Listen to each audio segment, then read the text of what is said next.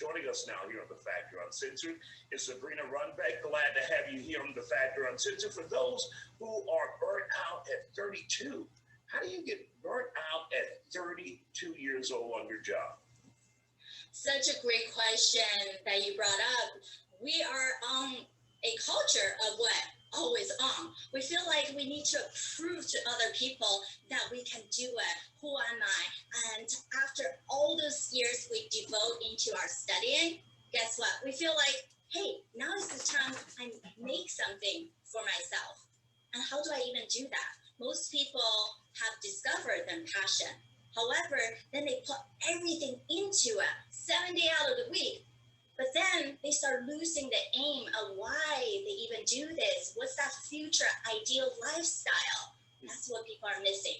So then they turn their passion into a poison. So how do you correct the problem? How do you address the issue?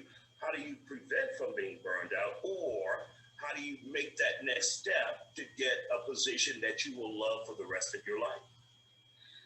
Great question. Now, I say it's a simple 3-step system.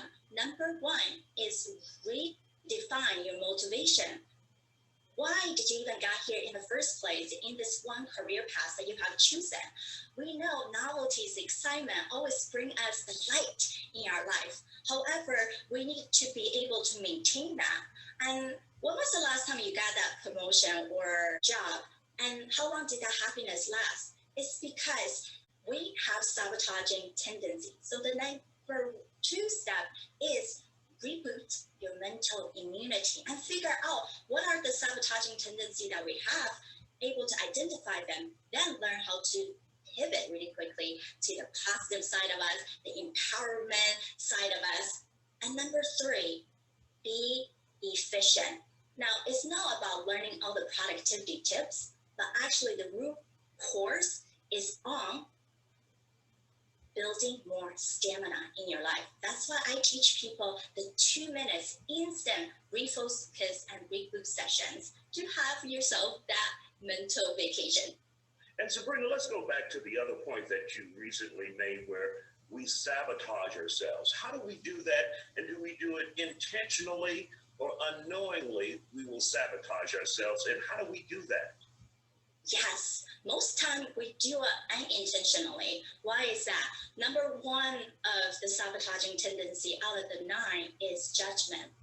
We brought up the most common question we were asked is, what do you want to do when you grow up? We keep thinking about the doing part. And actually how we define where we want to go in our career, in our life, is conforming by what other people have told us. So if we're unable to achieve certain level, then we start thinking, how come I'm not able to achieve? How come I have not done enough? We are criticizing ourselves, and therefore, if we're put ourselves into such a high standard, feeling like we can push ourselves, actually we're making things more difficult in other people as well. And there are other sabotaging tendencies like controlling, like pleaser, avoidance of pain. Just because, guess what? Our natural brain is in the fight and flight mode unless we take control of it.